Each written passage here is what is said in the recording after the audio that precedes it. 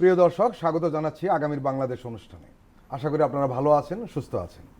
আজকে আমাদের সঙ্গে আলোচনায় অংশ নিচ্ছেন প্রধান উপদেষ্টার প্রেস সচিব জনাব শফিকুল আলম। আপনাকে স্বাগত জানাচ্ছি। Thank you. বাংলাদেশ ও ভারতের উত্তেজনা এবং টানাপোড়েনের সম্পর্কের এই সময় ইন্টারন্যাশনাল ক্রাইসিস গ্রুপ ভারতের করণীয় সম্পর্কে বেশ কিছু গুরুত্বপূর্ণ পর্যবেক্ষণ এবং সুপারিশ করেছে। বাংলাদেশ ও ভারতের সম্পর্ক নিয়ে প্রকাশিত ক্রাইসিস গ্রুপের পর্যবেক্ষণ ও সুপারিশে বলা হয় যে বাংলাদেশের আসন্ন নির্বাচনের আগে ভারতকে এমন কোনো উস্কানিমূলক বক্তব্য দেওয়া থেকে বিরত থাকা উচিত যা নির্বাচনে হস্তক্ষেপ হিসাবে মনে হতে পারে। আন্তর্জাতিক এই থিঙ্ক ট্যাঙ্ক বলছে যে প্রতিবেশী দুই দেশের সম্পর্ক যখন তলানিতে, তখন ভারতের উচিত পরিস্থিতি সামাল দিতে সতর্ক পদক্ষেপ নেওয়া। এর মানে আন্তর্জাতিক এই থিঙ্ক ট্যাঙ্কটাও জানে ভারত উস্কানিমূলক বক্তব্য দিচ্ছে। কি বলবেন? আসলে এই বিষয়টা নিয়ে আমাদের তরফ থেকে কিছু বলার নাই। এটা একটা ইন্টারন্যাশনাল ক্রাইসিস গ্রুপ, এটা একটা প্রাইভেট প্রতিষ্ঠান, তারা তাদের অবজারভেশন দিয়েছে। এটা নিয়ে আলোচনা হওয়া উচিত অনেকেরই, বাট এই বিষয়ে আমাদের কোনো বক্তব্য নাই। সংখ্যালঘু ইস্যুতে ভারতের অবস্থান বিষয়ে প্রতিবেদনে একটা সতর্কবার্তা দেওয়া হয়েছে। এতে বলা হয় ভারতের বর্তমান সরকারের যে মতাদর্শ রয়েছে, সেই মতাদর্শের কারণে তারা বিদেশে হিন্দুদের হয়ে কথা বলতে বাধ্যবোধ করে। আর এটা হলো যে নির্দিষ্ট ঘটনা উদ্বেগ প্রকাশ করা বৈধ হলেও সমস্যাটিকে অতিরঞ্জিত করে দেখানো বা বাংলাদেশে হিন্দুদের নিয়ে ভুয়া খবর ছড়ানো থেকে ভারতের বিরত থাকা উচিত।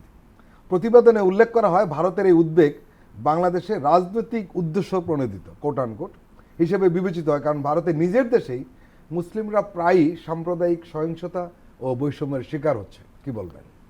আমাদের গভর্নমেন্টের একটা টপ প্রায়োরিটি, আমরা প্রথম থেকেই আমরা চেষ্টা করছি, সেটা হচ্ছে যে বাংলাদেশে সাম্প্রদায়িক সম্প্রীতি বজায় রাখা। সেটার আমরার জন্য সর্বোচ্চ এফার্ট আমরা দিচ্ছি। গত বছরের পূজা আপনারা দেখেছেন, একটা ভালোভাবে পূজা অনুষ্ঠিত হয়েছে। এই বছরও দুর্গা পূজা খুব ভালোভাবে অনুষ্ঠিত হয়েছে। অন্যান্য পূজার সময়ও যথেষ্ট সিকিউরিটি ছিল। তো আমরা চাই যে বাংলাদেশের সমস্ত যেই ধর্মই পালন করুন না কেন, এটা মেজরিটি হোক মাইনরিটি হোক, সবাই যেন শান্তিপূর্ণভাবে তাদের স্ব ধর্ম পালন করতে পারেন। আমি ইন্ডিয়ান কিছু নিউজ পেপার আমরা দেখছি যে খুবই উদ্দেশ্য প্রণোদিতভাবে খুব মিসলিডিং নিউজ বাংলাদেশকে নিয়ে প্রায় ছড়ায়, বাংলাদেশের আভ্যন্তরীণ বিষয় নিয়ে এবং অনেক মাইনরিটি নিয়ে অনেক ধরনের মিসইনফরমেশন ডিসইনফরমেশন ছড়ায়। তো এই জন্য আমরা বারবার ওদের সাথে এঙ্গেজ হওয়ার চেষ্টা করেছি, ওদেরকে ইনভাইট করেছি যে তোমরা বাংলাদেশে আসো, পারলে ইভেন আমরা বলেছি তুমি এখানে তোমার করসপন্ডেন্ট রাখো বা ব্যুরো অফিস রাখো, দেখো আসলে বাংলাদেশের মাইনরিটি বা বাংলাদেশের পিপল কেমন আছে। হ্যাঁ, এটা তো ইন্টারিম গভর্নমেন্ট, ইন্টারিম গভর্নমেন্ট তো ধরেন 12ই ফেব্রুয়ারির ইলেকশনের পরেই নাই, বাট এর পরেও তো অনেকগুলো গভর্নমেন্ট আসবে। এটা তো অনেক অনেক বছরের সামনের অনেক বছর এই পুরো জিনিসগুলোই থাকবে, মানে এই ইস্যুগুলো এগুলো। তো আমরা তাদেরকে বলেছি যে আসেন, দেখেন, এই দেশে রিপোর্ট করেন, পারলে ব্যুরো অফিস সেট আপ করেন। তাতে হয় কি, বাংলাদেশের সোসাইটি সম্পর্কে তারা আরও গ্রেটার আন্ডারস্ট্যান্ডিং হয়, এতে দূরত্বটা কমে। কিন্তু তারা আসলে অনেক এগুলো না করে ইন্ডিয়ান নিউজ পেপারের সবসময়ই ফোকাস ছিল বাংলাদেশকে নিয়ে কিভাবে মিথ্যা নিউজ, একদম গাল গল্প এবং কিছু কিছু ক্ষেত্রে ভয়ঙ্কর উদ্দেশ্য প্রণোদিত নিউজ। একটা জিনিস আমরা লক্ষ্য করেছি যে যারা দু একজন যারা কিছু সাংবাদিক এসেছিলেন, যারা এসে রিপোর্ট করেছেন, তাদের রিপোর্ট কিন্তু ধরন আলাদা। আমরা এই জন্যই সবাইকে ইনভাইট করি, আপনারা আসেন, সামনে তো ইলেকশনও আছে, ইলেকশন এসে কাভার করেন, দেখেন বাংলাদেশের সোসাইটি কেমন আছে, বাংলাদেশের মানুষ ইলেকশনকে কিভাবে দেখছে, তারা কতটা মুখিয়ে আছে ইলেকশনের জন্য, বা বাংলাদেশের ডেমোক্রেটিক ট্রানজিশনটা কেমন হচ্ছে, আমাদের চ্যালেঞ্জেসগুলো কী কী, আপনারা নিজেরা এসে রিপোর্ট করেন, মানুষের সাথে কথা বলেন। হ্যাঁ, এটা সবার জন্য ভালো। এতে হয় কি যে ইন্ডিয়ান জনগণও বাংলাদেশ সম্পর্কে একটা স্বচ্ছ ধারণা পান, অ্যাট দ্য সেম টাইম আমাদের তরফ থেকেও একটা স্বস্তির নিঃশ্বাস হয়, স্বস্তি ফেরার সুযোগ হয় যে না, আমাদেরকে নিয়ে আর অন্তত গাল গল্প কেউ লিখছে না। মৃত্যুদণ্ডপ্রাপ্ত খুনি হাসিনা দিল্লিতে বসে উস্কানিমূলক বক্তব্য দিতে থাকবেন, হাসিনার সহযোগী খুনিরা ভারতের নিরাপদে ঘুরে বেড়াবে, দণ্ডপ্রাপ্তদের ভারত আমাদের ফেরত দেবে না। এই অবস্থায় দিল্লির সঙ্গে ভারত মানে ঢাকার সম্পর্কটা আপডেট করবে কিভাবে? এই বিষয়ে আমাদের ফাইন্যান্স মিনিস্টার কিন্তু কালকে এইটা নিয়ে কথা বলেছেন। আমি নতুন করে অ্যাড করার কিছু নাই। আমরা অবশ্যই দেখেন, হাজার হোক ইন্ডিয়া আমাদের নেইবার, বিগেস্ট লার্জেস্ট নেইবার, আমাদের 4090 কত কিলোমিটার আমাদের সীমান্ত রয়েছে, তার মধ্যে 200 না 300 কিলোমিটার বার্মার সাথে, বাকি পুরোটাই ইন্ডিয়ার সাথে। তো আমরা তো অবশ্যই ইন্ডিয়ার সাথে আমাদের লিঙ্গুইস্টিক, আমাদের কালচারাল, আমাদের জিওগ্রাফিক্যাল সব ধরনের কানেকশন আছে। তো আমরা চাই ইন্ডিয়ার সাথে আমাদের একটা ভালো সম্পর্ক সব সময় থাকুক। ইন্ডিয়া বুমিং ইকোনমি, আমরা ওয়ার্ল্ড মার্কেটে কিছু কিছু প্রোডাক্ট আমরা ভালো করছি, আমরা চাই তাদের মার্কেটটা আরও ভালোভাবে এক্সপ্লোর করতে। আমরা তাদের সাথে ভালো সম্পর্ক চাই ট্রেডের ক্ষেত্রে, সব ধরনের কোঅপারেশনের ক্ষেত্রে। বাংলাদেশের থেকে প্রচুর লোক ইন্ডিয়া যান চিকিৎসার জন্য, তাদের চিকিৎসা ব্যবস্থা ভালো। তো আমরা চাই তার সাথে একটা ভালো রিলেশন নিক, বাট এটা হতে হবে ন্যায্যতা, সমতা এবং মর্যাদাটা খুব ইম্পর্টেন্ট।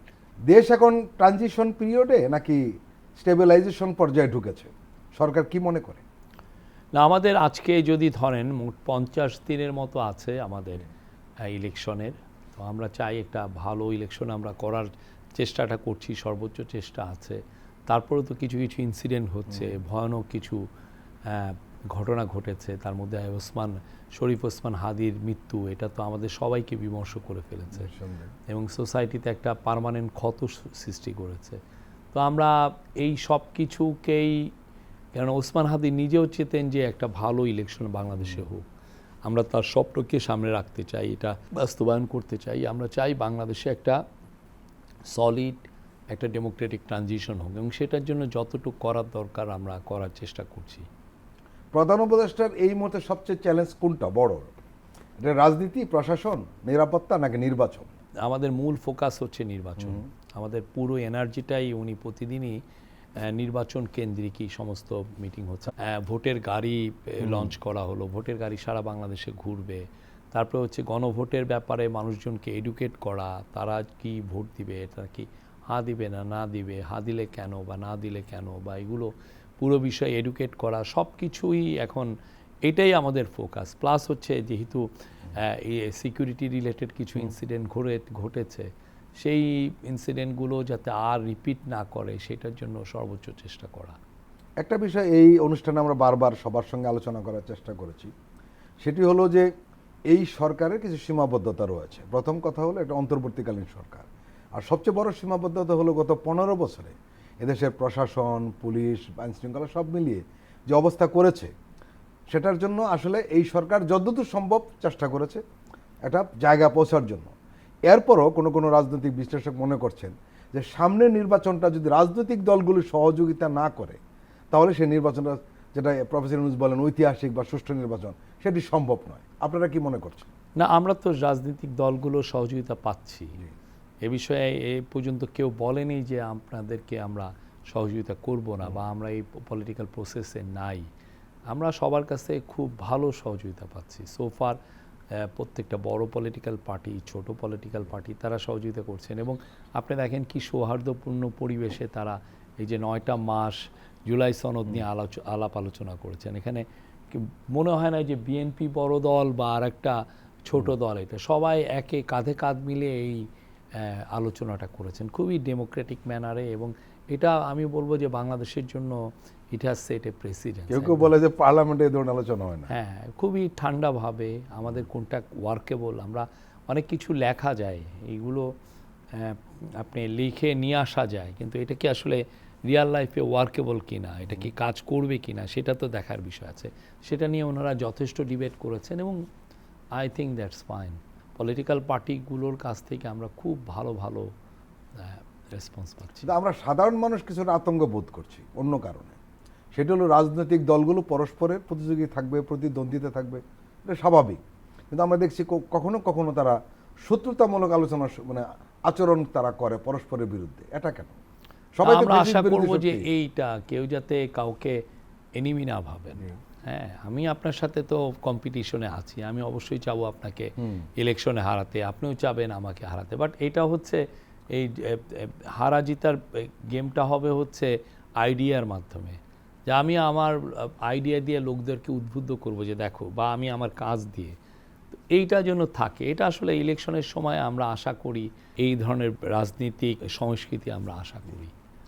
রাজনৈতিক বিশ্লেষকদের কেউ কেউ বলছেন শরীফ ওসমান হাদির শাহাদত এবং সাম্প্রতিক সহিংস ঘটনা বিচ্ছিন্ন কোনো বিষয় নয়, গভীর কোনো সংকেত দিচ্ছে, আপনার কি মনে হয়? আমরা এটা তো একটা ভয়ঙ্কর ন্যাক্কারজনক ঘটনা ঘটেছে, আমরা এটা তীব্র নিন্দা জানিয়েছি। এটার শরীফ ওসমান হাদির যারা কিলার তাদেরকে মেন সাসপেক্ট এবং সহযোগী সাসপেক্ট এবং পুরো নেটওয়ার্ককে অ্যারেস্ট করার জন্য প্রফেসর ইউনূস প্রত্যেকটা এজেন্সিকে নির্দেশ দিয়েছেন, সবাই কাজ করছে। সোফার মেন সাসপেক্ট আমরা কেউ এখনো অ্যারেস্ট হয়নি, বাট আমাদের প্রাণান্তর চেষ্টা আছে। এটা কোনো গভীর কোনো সংকেত কিনা? পুরোপুরি ইনভেস্টিগেশন কমপ্লিট করলে আমরা বুঝতে পারবো এটার পিছনে কি পরিমাণ কনস্পাইরেসি ছিল, কারা কারা এটার সাথে খুব গভীরভাবে জড়িত হয়েছেন। সোফার আমরা বুঝছি যে পতিত স্বৈরাচারের লোকজনরা এই কাজগুলো করেছে, সেটা মোটামুটি বোঝা যাচ্ছে। বাট এটা আরও কতটা গভীর, কী ধরনের নেটওয়ার্কিং এখানে কাজ করেছে, এটা আমাদের পুরোপুরি জানতে হবে। জুলাই বিপ্লবের তরুণদের উপর আক্রমণ আসতে পারে বা একসময় আসবে, এ ধরনের কথাবার্তা কিন্তু গত বেশ কয়েক মাস ধরে চলেছে। হাদির হত্যাকাণ্ড সেই বিষয়টিকে প্রবলভাবে আমাদের সামনে নিয়ে এসছে। আমরা দেখছিলাম যে অনেকেই ফ্যাসিস্ট আওয়ামী লীগের পক্ষে, একই সঙ্গে জুলাই বিপ্লবের তরুণদের বিরুদ্ধে কথা বলছিলেন। আপনি নিশ্চয়ই দেখেছেন, এদের কেউ কেউ হাদিকে তুচ্ছতাচ্ছল্য করে বক্তব্য দিয়েছেন। এদের ফ্যাসিস্টদের দোষর হিসেবে সবাই জানে, আমরাও দেখেছি গত 15 বছর তারা কি করেছেন। অনেকের অভিযোগ সরকার এই সুযোগটি তৈরি করে দিয়েছে, অন্তত বাধা দেয়নি। যে ফ্যাসিস্টের পক্ষে বয়ান তৈরির ব্যাপারে যে তৎপরতা চলছে, সরকার কোনো বাধা দেয়নি। এই কারণেই একটা প্রশ্ন উদয় হয়েছে যে তরুণদের নিরাপত্তাহীনতার অনুভূতি সরকার আসলে কতটা গুরুত্ব দিচ্ছে। সরকার তো দেখেন জুলাই রেভলিউশনের ফসল, ঠিক না? তো জুলাই যারা যোদ্ধা, জুলাই তাদের জন্য সরকার সব কিছু করার চেষ্টা করছে না। এখন শরীফ ওসমান হাদির ওই সময় আমরা সিকিউরিটি দিতে পারিনি, সেটা সত্য। কিন্তু সত্যিকার উনি যদি ওই ধরনের আমাদেরকে আগে জানাতেন যে উনি অবশ্য ওনার কিছু আমার মনে হয় জিডিটিডিও করেছিলেন বোধহয়, এটা ফেসবুক স্ট্যাটাস দিয়েছিলেন যে ফেসবুক হুমকি দেওয়া হচ্ছে। তো আমরা এটা নিয়ে আসলে আরও সিরিয়াস কাজ করার আছে। জুলাই যোদ্ধাদের অলরেডি দেখেছেন কারো জন্য এক ধরনের প্রোটেকশন ইনশিওর করা হয়েছে। কিন্তু এটা নিয়ে আসলে কালেকটিভলি আমরা সবাই মিলে এটা সতর্ক থাকতে হবে এবং সবাই মিলে এটাকে ডিল করতে হবে। আমাদের তরফ থেকে সর্বোচ্চ যতটুকু করা দরকার সেটা ইন্টারিম গভর্নমেন্ট করবে। গত বেশ কিছুদিন ধরে এমন কিছু ব্যক্তি কোনো রাজনৈতিক দলের হয়ে আওয়ামী বয়ানে কথা বলছেন। এরা কিন্তু গত 15 বছর ফ্যাসিস্টের সুবিধাভোগী ছিল এবং ফ্যাসিস্টকে টিকিয়ে রাখতে সর্বাত্মক সহযোগিতা করেছে। এরা এখন যে সমস্ত রাজনৈতিক দলের কাদের শোয়ার হয়ে নতুন বয়ান বলার চেষ্টা করেছে, এরা কিন্তু কোনোদিনও ওই দলের সঙ্গে সংশ্লিষ্ট ছিলেন না। বাংলাদেশের রাজনীতিকে আপনি খুব কাছ থেকে দেখার আপনার সুযোগ হয়েছে। এই যে অন্য দলের উপর শোয়ার হয়ে আওয়ামী বয়ান প্রতিষ্ঠা করার যে অপচেষ্টা, এটাকে আপনি কিভাবে দেখছেন? আমরা যদি খুব ভালো একটা স্বচ্ছ সুন্দর ভালো ইলেকশন করতে চাই, কোনো ধরনের কোনো কনস্পিরেসি, কোনো ধরনের কোনো এই পতিত স্বৈরাচারকে রিহ্যাব করার অ্যাটেম্পট, রিহ্যাবিলিটেশন করার অ্যাটেম্পট বা তার বয়ানকে একটু আবার ফিরিয়ে আনার অপচেষ্টা, এগুলো কিছুই টিকবে না। আমাদের আসলে আমরা ফিউচারের সামনের দিকে তাকাতে চাই। আমাদের ফিউচারটা হচ্ছে আমাদের খুব ভালো একটা ইলেকশন করতে হবে, যেটা পুরো জাতি বলবে যে হ্যাঁ সুন্দর একটা ইলেকশন হয়েছে। এই ইলেকশন যদি আমরা করতে পারি, আমরা নিশ্চিত আমরা বাংলাদেশ এই যে ক্ষতগুলো তৈরি হয়েছে জুলাইয়ের পরবর্তীতে বা জুলাইয়ের সময় যে এই ধরনের ভয়ানক কিলিং হয়েছে, এইগুলোর থেকে একটা জাতি একটা হিলিং প্রসেসে যাবে। প্রিয় দর্শক, আমরা এখন একটি বিরতি নিচ্ছি, আপনারা আমাদের সঙ্গেই থাকুন।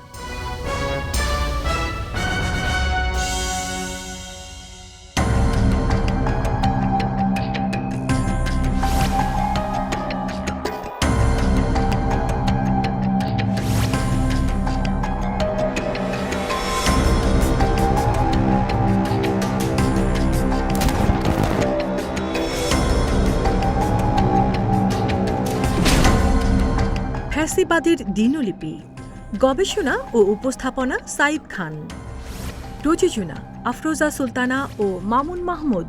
দেখবেন প্রতি রবি থেকে বৃহস্পতিবার সন্ধ্যা 7টায়।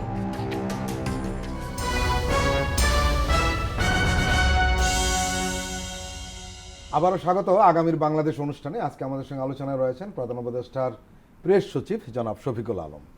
শফিকুল আলম, সাংবাদিকতা কি সব পক্ষকে সমান জায়গা দেওয়ার নাম, নাকি সত্য ও ন্যায়ের পক্ষে দাঁড়ানোর নাম? গণহত্যা, দমনপীড়নের দায়ে অভিযুক্ত শক্তিকে কোট আনকোট আরেকটি মত হিসাবে তুলে ধরা কি সাংবাদিকতা? সাংবাদিকতা সত্যকে নির্ভীকভাবে বলাটাই হচ্ছে সাংবাদিকতা। তবে এই প্রসেসের মাধ্যমে যাতে কাউকে যেন আমরা কারো বিরুদ্ধে যেন ঘৃণা না ছড়াই, নিঃসন্দেহে। কারো বিরুদ্ধে যেন এক ধরনের মানে কোনো ডিফেমেটরি ল্যাঙ্গুয়েজ না ইউজ হয়, হ্যাঁ, এই পুরো বিষয়টা যেন খুব সিভিল থাকে। আরেকটা হচ্ছে যে সাংবাদিকতা এমনভাবে করা উচিত, অবশ্যই সাংবাদিকতা এক একটা পত্রিকা হোক, টিভি হোক, আমি যদি আমার টার্গেট অডিয়েন্স থাকে যদি লেফটিস্ট, অবশ্যই আমি লেফটিস্ট এই অডিয়েন্সকে টার্গেট করেই আমি আমার রিপোর্টগুলো অনেক ক্ষেত্রে করব, বা তাদের ধ্যান ধারণা, তাদের আইডিয়াকে আমি প্রমোট করব। আবার আমার যদি রাইটিস থাকে, আমি আমার রাইটিস যারা যে কজ আছে সেটা আমিকে সামনে নিয়ে আসব। কিন্তু এটা যাই করুক না, এর মাধ্যমে কেউ যেন মিথ্যা না ছড়ায়। আপনি আপনার জার্নালিজম করবেন, বাট আপনি মিথ্যা ছড়াবেন না। একটা জিনিসটা তো অনেকভাবে দেখা যায়, আপনি একটা জিনিস ইন্টারপ্রেট করবেন এইভাবে, লেফটিস্ট ওয়েতে আপনি ইন্টারপ্রেট করতে পারেন, রাইটিস্ট ওয়েতেও ইন্টারপ্রেট করতে পারেন। এখন এটা কেমনে করবেন, এটা কিন্তু পুরো জিনিসটা এমন থাকে যাতে একটা সমস্ত মানুষ এই জিনিসটা নিয়ে ডিবেট করবে, নয়েজি ডিবেট, খুব জোরে সোরে ডিবেট করবে, আলোচনা করবে, কিন্তু এই জিনিসটার জন্য কোনো ধরনের ভায়োলেন্সে না যায়, কেউ কাউকে যেন ইনস্টিগেশন না করে ভায়োলেন্স, বা কোনো ধরনের এটা মাধ্যমে যাতে একটা সোসাইটিতে বড় ক্ষত তৈরি না হয়, যে আমি আপনার থেকে দূরে, আপনি আমার থেকে দূরে, আমি আপনাকে ডেমোনাইজ করার চেষ্টা করছি, আপনি আমাকে ডেমোনাইজ করছেন, এগুলো যাতে না হয়। একটা বিষয় আপনি নিশ্চয়ই লক্ষ্য করেছেন যে এই সরকার একটা অবাধ স্বাধীনতা দিয়েছে। আমি অবাধ শব্দটা ব্যবহার করতে বাধ্য হচ্ছি, কারণ এই অবাধ স্বাধীনতার সুযোগ অনেকে নিয়েছে। ফটোকার্ট নামে একটা অপসাংবাদিকতা চালু হয়েছে, এবং আপনি নিশ্চয়ই লক্ষ্য করেছেন যে মিডিয়াগুলো কিন্তু রাজনৈতিক দলগুলো খুব সমীহ করে চলে। যারা দুর্বল তাদের হিট করার চেষ্টা করে, এবং যারা একটু শক্তিশালী তাদেরকে প্রতিহত করার জন্য আবার কারো শক্তিশালী কোনো গ্রুপের উপর সওয়ার হয়। এখন প্রশ্ন হয়েছে কি, যে এই যে যা ইচ্ছে তাই তো আর স্বাধীনতা না, একই সঙ্গে পালিয়ে যাওয়া ফ্যাসিস্টের পক্ষে বয়ান তৈরি করা কি মিডিয়ার স্বাধীনতা বলবেন আপনি? বাংলাদেশ বা ইন্টারন্যাশনালি জার্নালিজমের প্যারামিটার আছে, বেঞ্চমার্ক আছে, ইথিক্যাল স্ট্যান্ডার্ড আছে, এগুলো যা পারমিট করে সেভাবেই জার্নালিজম করা উচিত। প্রো কান্ট্রি হইতে হবে তো নাকি? না, প্রো কান্ট্রি, প্রো সোসাইটি, সব কিছুই, pro people। বাট মেইন জিনিসটা হচ্ছে যে ইথিক্যাল স্ট্যান্ডার্ডটা যাতে মেনে চলে, এই জায়গায় যাতে ব্যর্থ এটা না হয়। কিন্তু আমরা একটা সংকটে পড়েছি কি জানেন, সেটি হলো যে এই 1400 মানুষ শহীদ হয়ে গেলেন, হাজার হাজার মানুষ পঙ্গু হলেন, দৃষ্টিহীন হলেন, এই প্রসঙ্গগুলিকে কোনো মিডিয়া আনে না, বরঞ্চ যারা এই কাজটার সঙ্গে জড়িত তাদের পক্ষে একটা বয়ান তৈরি করার চেষ্টা কিন্তু চলছে। আপনি মিডিয়ার লোক, আপনি আমার চেয়ে আরো বেশি টের পান না। অপো জার্নালিজম সব সোসাইটিতেই আছে, পুরো পৃথিবীতেই কিন্তু আছে। ফ্যাসিস্টের পক্ষে কি মতামত তৈরি করার সুযোগ আছে? আমি বললাম অপো জার্নালিজম সব সোসাইটিতে আছে। ফ্যাসিজমের হয়ে অনেকেই ঝান্ডা বাহন করেন, বাট এটা আমাদের এই বিষয়গুলো কেয়ারফুল থাকা উচিত, এই বিষয়গুলো খুব সিরিয়াসলি দেখা উচিত, এবং আমি বলবো যে আমরা সবাই এই বিষয়গুলো যাতে অ্যালার্ট থাকি। কারণ অনেকে আসলে অনেক ক্ষেত্রে হয় কি, অনেকে ভাবেন যে এটা তো আমার দল, আমি আমার দলকে প্রমোট করছি, হ্যাঁ, সেই অনুযায়ী উনি ভাবেন, উনি তো আর ওই দলের যেই কিছুদিন আগে ঘটে যাওয়া যে দায় সেটাকে তো উনি নিতে চাচ্ছেন না। তো এই জন্য আর আসলে এইগুলো ক্ষেত্রে ইথিক্যাল স্ট্যান্ডার্ডটারে আপনি কতটা স্ট্রেচ করবেন, এটার একটুকু ছোটও দেখানো যায়, আবার বড়ও দেখানো যায়। আমি আবারও বলি যে কোনো সোসাইটি আসলে কারোরা যারা ভয়ানক ম্যাস মার্ডারের হয়ে আসলে কারোর ন্যারেটিভ উৎপাদন করা কেউ অ্যালাউ করে না। রাইট। সরকারের সমালোচনার পতিত ফ্যাসিস্ট শক্তি পুনর্বাসনের প্রচেষ্টার পার্থক্য কিভাবে চিহ্নিত হবে? কোনো মিডিয়া যদি বারবার একই পক্ষে ন্যারেটিভ তৈরি করে, রাষ্ট্র তখন কি নীরব দর্শক থাকবে? ফ্যাসিস্ট বয়ান মোকাবেলায় রাষ্ট্রের কৌশল কি হওয়া উচিত? যারা মিথ্যা নিউজ করবে, যারা ডিসইনফরমেশন ছড়াবে, যারা অপতথ্য ছড়াবে, অবশ্যই এই বিষয়ে তো আমরা যথেষ্ট কাজ করছি, আমরা বারবার জানাচ্ছি যে এই নিউজটা মিথ্যা, এই নিউজটা ভয়ঙ্কর কিন্তু তারা থেমে নেই তো। এটার কারণ হচ্ছে যে এখন আসলে যে কেউ সোশ্যাল মিডিয়া তো ইউজ করতে পারে। সোশ্যাল মিডিয়া, আমি মূলধারার মিডিয়ার কথা বলছি। মূলধারার মিডিয়া আসলে সত্যিকার অর্থে এখন খুবই মাইনর প্লেয়ার।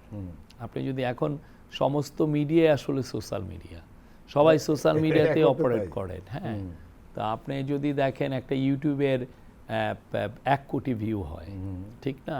আর মানুষ নিউজ কনজিউম করে এই ভিডিওর মাধ্যমে, অনলাইনের মাধ্যমে। তো সেই জন্য আসলে আমি বলবো যে এই বিষয়গুলো এখন সোশ্যাল মিডিয়া আসাতে আপনি ইচ্ছা করলে অনেক কিছু আসলে মানে একটা গভর্নমেন্ট বা এটা প্রত্যেকটা দেশে দেখেন নাকানি চুবানি খাচ্ছে। এটা ইভেন ইউএস বলেন, ওয়েস্টার্ন ইউরোপিয়ান কান্ট্রিগুলো বলেন, সবারই এক্ষেত্রে এই জিনিসগুলো মানে দেখেন মিথ্যা তথ্যের উপর ভিত্তি করে রোহিঙ্গাদের উপর কি ভয়ঙ্কর অত্যাচার করা হয়েছে, জেনোসাইড একটা ইম্পোজ করা হয়েছে। তো এই জায়গাগুলো আমাদের অ্যালার্ট থাকা উচিত। এটা নিয়ে শক্তিশালী ইনস্টিটিউশন আমাদের দরকার দেশে, যারা বারবার মানুষকে অ্যালার্ট করবে যে এগুলো অপতথ্য, এগুলো ভুল, এগুলো মিথ্যা জিনিস। এই জিনিসগুলো আমাদের আসলে সত্যিকার অর্থে এইটা নিয়ে আমাদের সময় এসছে খুব বড় বড় ইনস্টিটিউশন করার। আমরা যা করছি খুব পিসমিল করছি। একটা ছোট ধরেন 2-3টা অনলাইনের ওয়েবসাইট, তারা মানুষকে জানাতে চাচ্ছে যে এগুলো ভুল, এগুলো কিন্তু আসলে শুরুটা হয়েছে, এটা হলো আশাবাদী। শুরুটা হয়েছে কি, বাট এটা খুব লার্জ স্কেলে আমাদের ইনভেস্টমেন্ট দরকার। আবার সরকার এটার বিষয়ে বেশি ইনভেস্টমেন্ট করলে মানুষ ভাবে যে সরকার এটাকে তার প্রোপাগান্ডা টুল হিসাবে নিচ্ছে কিনা।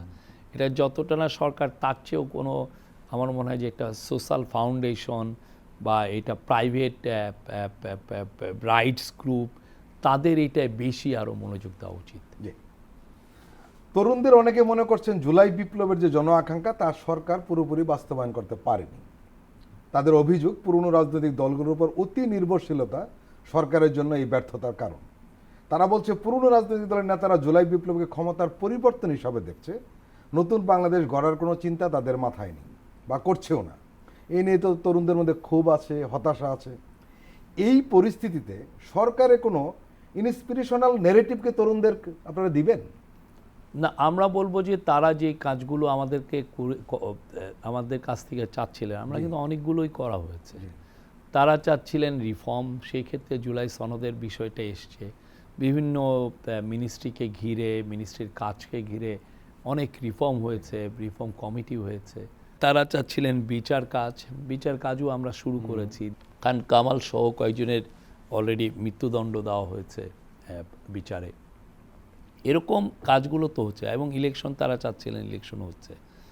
আমি তরুণদেরকে বলবো যে সত্যিকার অর্থে রিফর্ম আমরা চেতে পারি, কিন্তু এই রিফর্মগুলো আসলে বাস্তবায়নটা একটা দীর্ঘ প্রক্রিয়া হয়ে যায়।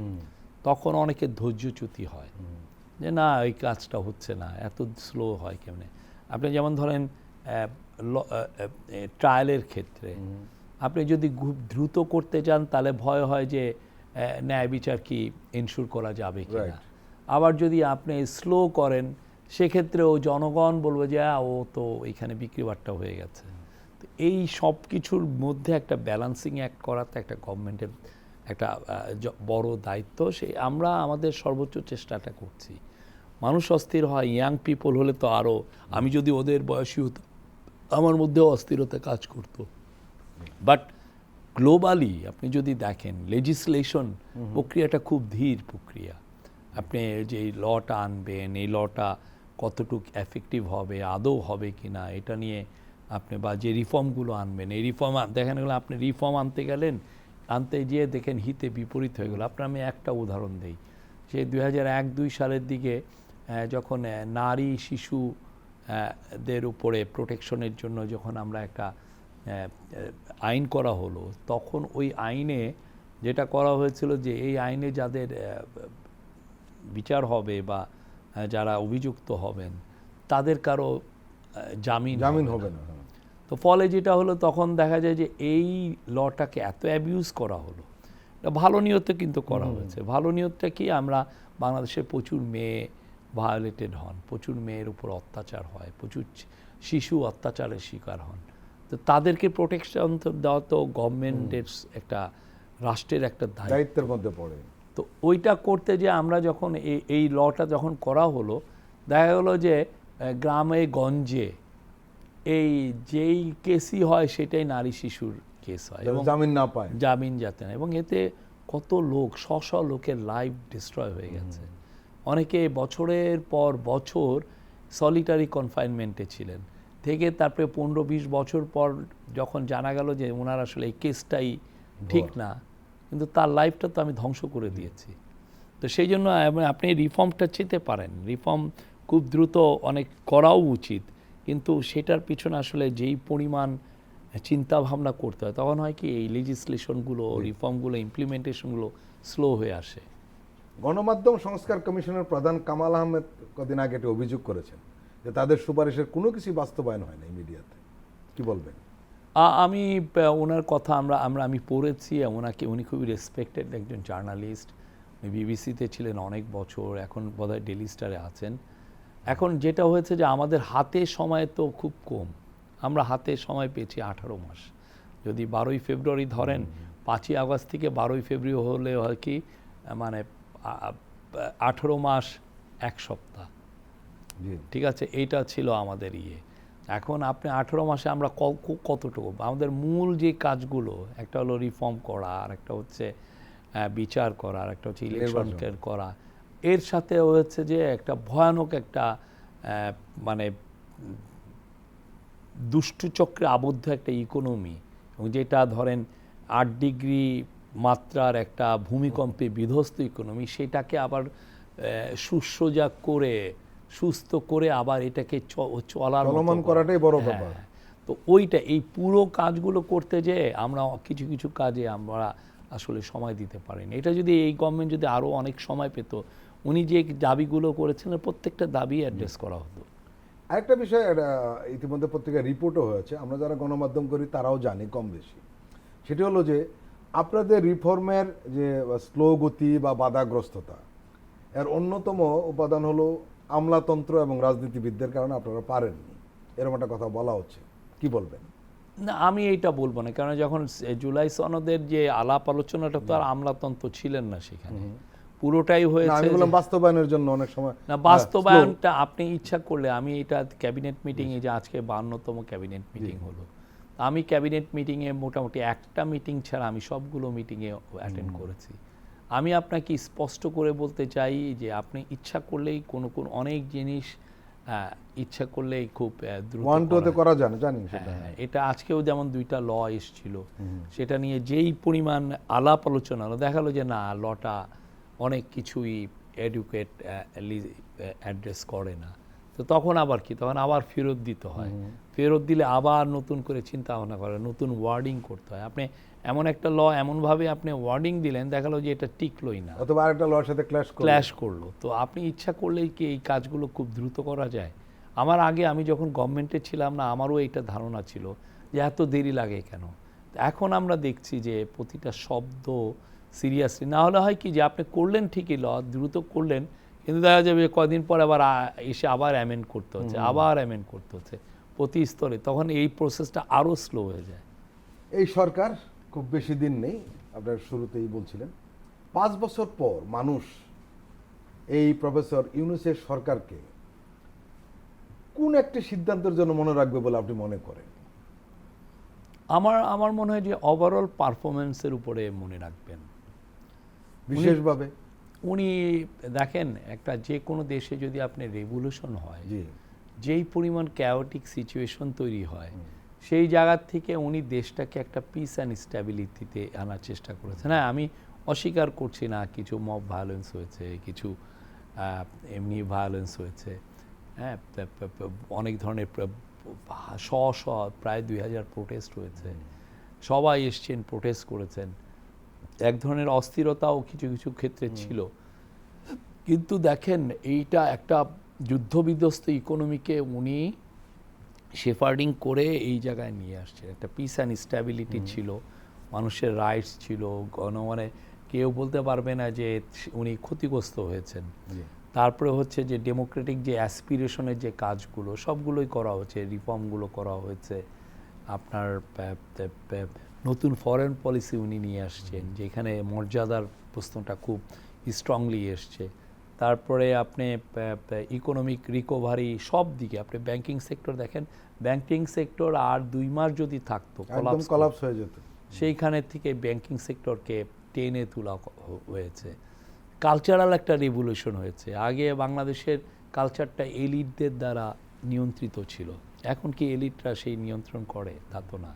বাংলাদেশের নতুন নতুন লিডার এসে সামগ্রিক বিচার যখন করবেন, আমরা মনে করি 5 বছর পরে বা আরও 1 বছর পরেই আমরা আশা করব যে মানুষজন আমাদেরকে ভালোভাবেই দেখবেন। বাট আমাদেরকে এখনও সবচেয়ে বড় এবং সবচেয়ে পবিত্র যেটা দায়িত্ব, সবচেয়ে ক্রুশিয়াল যেটা দায়িত্ব, আমাদের একটা ভালো ইলেকশন করতে হবে। আমি বলি যখনই ভালো ইলেকশন আপনি করতে পারবেন, তখন কিন্তু সবকিছু ওভারল্যাপ হয়ে যাবে। ওভারল্যাপের চেয়েও বড় কথা কি, সোসাইটিতে একটা পার্মানেন্ট পিস আসবে ইনশাল্লাহ।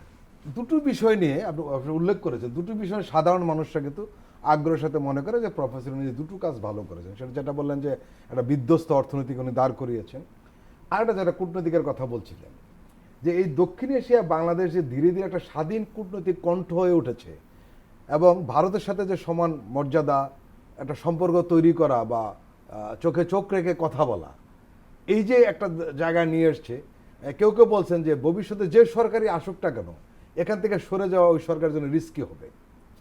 এই দুটি বিষয় সাধারণ মানুষরা একটু আলাদাভাবে দেখছে। বিশেষ করে আমি কূটনীতিকের ব্যাপারে আপনার কাছে জানতে চাই। না, একটা দেশের কূটনীতি তার দেশের মানুষের যে অ্যাসপিরেশন সেটারই তো রিফ্লেক্স, তারা যেটা চায় সেটাই তো আসবে। তো শেখ হাসিনার আমলে তো সেটা ছিল না। বাংলাদেশের মানুষ কি চাচ্ছিল আর উনি কি ডেলিভারি দিচ্ছিলেন, ঠিক না? আর আসলে কি ওই কূটনীতি ওই সময় বাংলাদেশের ডিপ্লোম্যাসি পুরোটাই তো বর্গা দেওয়া ছিল, একদম টোটাল, ঠিক না? তো এখন আমরা, উনি এসছেন, উনি এসে মর্যাদার কথা বলেছেন, ন্যায্যতা সমতার কথা বলেছেন। উনি সার্কের রিভাইভাল চেয়েছেন, যাতে আমরা সাউথ এশিয়ান কমিউনিটি সবাই একসাথে মর্যাদার সাথে থাকতে পারি। আমি বড় দেশ হতে পারি, ছোট দেশ হতে পারি, বাট আমরা সবাই ইকুয়াল। হ্যাঁ, আমি একটা সভারেন নেশন, আপনি একটা সভারেন নেশন, সেটা থাকে। উনি পুরো বিশ্বের যত বড় বড় দেশ আছে সবার সাথেই ভালো সম্পর্ক চেয়েছেন। উনি যেমন ইউএসের সাথেও ভালো সম্পর্ক করেছেন, চায়নার সাথেও সম্পর্কটা ভালো হয়েছে। উনি সাউথ এশিয়ার মধ্যে দেখেন, পাকিস্তানের সাথে আমাদের সম্পর্ক একদম নষ্ট হয়ে গেছিল, আমরা ভালো করার চেষ্টা করেছি। যে অ্যাট দ্য সেম টাইম আমরা নেপাল, ভুটান, শ্রীলঙ্কা, মালদ্বীপ, তাদের সাথে উনি এদের কারো লিডারের সাথে আপনি 2, 3, 4 বার মাল্টিপল টাইমস উনি কথা বলেছেন। তা এই পুরো ফোকাসটাই ছিল যে বাংলাদেশকে আবার নতুন করে তুলে ধরা। ব্যক্তিগত যে পরিচিতি বা তার যে মর্যাদার জায়গাটা, সেখানে অনেক হেল্প করেছে অবশ্যই, যেহেতু ওনাকে তো অনেকে চিনেন, পুরো পৃথিবীর ব্যক্তিগতভাবে চিনে। হ্যাঁ, এবং ওনার চিনেন এমন না যে উনি খুব ভালো কথা বলেন তা না, ওনার কাজ দিয়ে চিনেন। ওনার কাজগুলো তো খুব ইম্পর্টেন্ট কাজ। পৃথিবীতে দারিদ্র্য দূরীকরণে ওনার যে কাজ, এটা স্বীকৃত। এটা যেমন বাংলাদেশেও কাজ করছে, এই একই কাজ আমেরিকাও করছে। গ্রামীণ ব্যাংক যেমন বাংলাদেশে দারিদ্র্য দূরীকরণ করেছে, ঠিক গ্রামীণ আমেরিকাতে বসে একই ফর্মুলাতে দারিদ্র্য দূরী করছে। মানে এমন একটা আপনি আইডিয়া নিয়ে আসলেন, এমন একটা ফিনান্সিয়াল টুল আনলেন, যেটা পুরো পৃথিবীর যে কোনো সিজনে, যে কোনো অ্যাটমসফিয়ারে, যে কোনো দেশে এটা কাজ করে। এই জন্য ওনাকে সবাই রেসপেক্ট করেন। মানুষের জীবনে উনি আনন্দ এনেছেন, মানুষের জীবনে উনি স্বস্তি এনেছেন। তো এই কারণে পুরো পৃথিবীর গ্লোবাল লিডাররা ওনাকে রেসপেক্ট করেন। বিকজ ওনার তার আরেকটা হচ্ছে যে উনি তো একটা নির্লোভ একজন লোক, সারাদিন কাজে বিশ্বাসী, একটা সেলফলেস একটা মানুষ, যেটা দেশের জন্য করছেন, পুরো পৃথিবীর জন্য করছেন। এখন আপনি দেখেন মাইক্রো ফিন্যান্সের পরে উনি সোশ্যাল বিজনেস নিয়ে করছেন। সোশ্যাল বিজনেসগুলো কি? সোশ্যাল বিজনেস হচ্ছে যে আপনি এমন একটা হেলথের এমন একটা সমস্যা হচ্ছে, আপনি এমন একটা কোম্পানি করলেন হেলথ রিলেটেড, যেটা সমস্যাকে দূরীভূত করবে। হ্যাঁ, এই ধরনের আপনি ধরেন না, বাংলাদেশে অনেক জায়গায় পেটের পীড়া হয়, পেটের পীড়া নিয়ে উনি এমন একটা করলেন যে বাংলাদেশে আর পেটের পীড়াই থাকলো না। কিন্তু ওইটা এমন কোনো প্রফিট করলো না, বা প্রফিট করলে ওই প্রফিটটা কেউ নিল না, ওই প্রফিটটা আবার অন্য কিছুতে ব্যয় হলো। এই যে আইডিয়াগুলো, সেগুলো তো ইউনিক আইডিয়া। সেই আইডিয়ার জন্য ওনাকে পুরো পৃথিবী রেসপেক্ট করেন। বা 3-0 যেই ড্রাইভটা উনি, এটা এখন বহুল আলোচিত বিষয়। হ্যাঁ হ্যাঁ 3-0 যদি আপনি করেন, যে ওয়ার্ল্ড যে ক্লাইমেট চেঞ্জের যে ভয়াবহ যেই আমরা ফেস করছি, ক্লাইমেট চেঞ্জের ইম্প্যাক্ট, সেটা থাকবে না। আমাদের এমন দুটো বিষয় বলবেন যেটা আপনারা আন্তরিকভাবে চেয়েছিলেন কিন্তু পারেননি। ইকোনমিক ফ্রন্টে অনেক আরও কাজ করা ছিল, যেমন টাকা, আমাদের খুব ইচ্ছা ছিল যে টাকা পয়সাগুলো চুরি করে নিয়ে গেছে $234 বিলিয়ন, সেটার একটা কিয়দ অংশ হলেও ফিরিয়ে আনা। আমি শিওর না আগামী 50 দিনে আমরা এটা আনতে পারবো কিনা, বাট চেষ্টাটা আছে প্রথম থেকে, ভালো চেষ্টা। প্রফেসর ইউনূস অনেকখানি প্রসেসিং এগিয়েছে। হ্যাঁ, অনেক প্রসেসে কিছু কিছু টাকা যারা চুরি করছে তাদের যে প্রপার্টি করেছে, প্রপার্টি ফ্রোজেনও করা হয়েছে, কিন্তু ওই টাকাটা নিয়ে এসে বাংলাদেশের মানুষের জনহিতকর কাজে এইটারে ব্যয় করা, লাগানো, সেটা তো এখন আমরা করতে পারিনি। এই কাজটা আমরা, এটা প্রফেসর ইউনূস খুব ফোকাস ছিল, উনি বারবার মিটিং ডেকেছেন এটা নিয়ে, বাংলাদেশ ব্যাংককে বারবার বলেছেন, বাংলাদেশ ব্যাংক নিজেও অনেক কাজ করেছে, কিন্তু কথা হচ্ছে কিছু কিছু প্রসেস তো ইচ্ছা করলেও আপনি খুব দ্রুত করা যায় না। হ্যাঁ, আর একটা হচ্ছে ইকোনমি আরও বলিষ্ঠভাবে যদি কামব্যাক করতে পারতো তাহলে আরও বেটার হতো, আরও জব তৈরি হতো। আর একটা হচ্ছে যে সিকিউরিটি সিচুয়েশন, সেক্ষেত্রে আমি বলবো যে পোস্ট রিভলিউশন উত্তর যে কোনো সোসাইটিতে এক ধরনের অস্থিরতা থাকে, এনার্কি থাকে রীতিমতো। সেই জায়গায় উনি পিস অ্যান্ড স্ট্যাবিলিটি রেখেছেন। আমার একটা জায়গায় আমার মনে হয় যে রিগ্রেটের জায়গা, সেটা হচ্ছে যে আমরা যে টাকাগুলো তারা চুরি করে নিয়ে গেছে, পতিত স্বৈরাচার আর তার ক্রনীরা, সেই টাকাটা আমরা ফিরিয়ে আনতে এখনো পারিনি। ইনশাল্লাহ পারবো, যে কাজগুলো করে রাখা হয়েছে যদি কেউ এগোয়। না, এটা আমরা যে কাজগুলো করে এগিয়ে রাখা হয়েছে, পরবর্তী গভর্নমেন্ট এসে টাকাটা ফেরত আনতে পারবেন। শফিকুল আলম, আপনি আমাদের দীর্ঘ সময় দিলেন, আপনাকে আন্তরিক ধন্যবাদ। প্রিয় দর্শক, আজকের অনুষ্ঠান আমরা এখানে শেষ করছি। আপনারা ভালো থাকবেন, সুস্থ থাকবেন।